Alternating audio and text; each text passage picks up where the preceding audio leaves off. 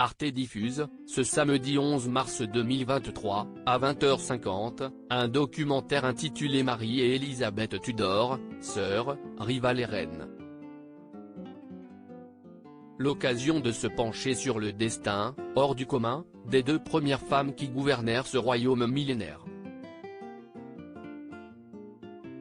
Ce samedi 11 mars 2023, à 20h50, Arte diffuse un documentaire éclairant, consacré à des prédécesseurs de la reine Élisabeth II et du roi Charles III, intitulé Marie et Élisabeth Tudor, sœurs, rivales et reines.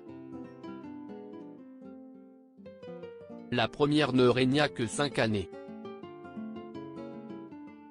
La seconde, près d'un demi-siècle.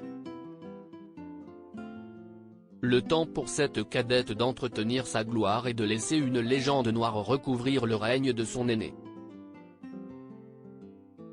Toutes deux filles d'Henri VIII, Marie Ier la catholique, 1516-1558, et Élisabeth Ier l'anglicane, 1533-1603, auront été pionnières dans l'art de gouverner au féminin.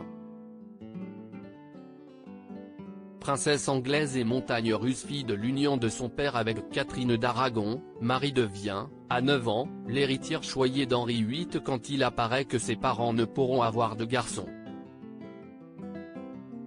Cultivée à la tête d'une petite cour, la princesse a 15 ans lorsque son père rompt avec Rome pour annuler son mariage et épouser Anne Boleyn. Sa mère exilée, elle-même déclarée illégitime, Marie se cabre.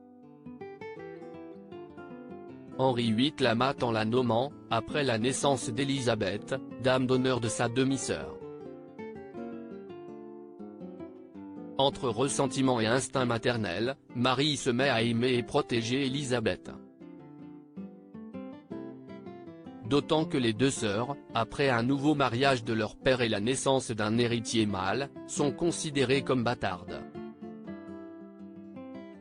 La couronne et les épines pourtant, Marie ceint la couronne à la mort de son demi-frère Édouard VI, en 1553.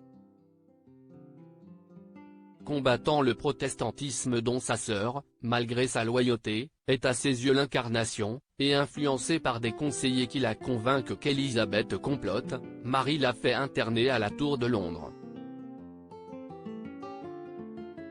D'une défiance confinant à la paranoïa, la reine, épouse du très catholique Philippe d'Espagne, voit sa popularité chuter auprès d'une partie du peuple, acquis à la foi nouvelle. Lorsque Marie, stérile et victime d'un cancer de l'utérus, meurt en 1558, Élisabeth lui succède sans encombre.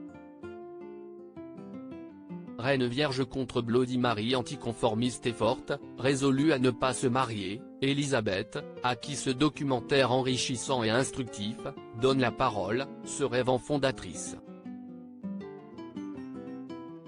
Quitte à rayer l'héritage de Marie et à laisser noircir son image.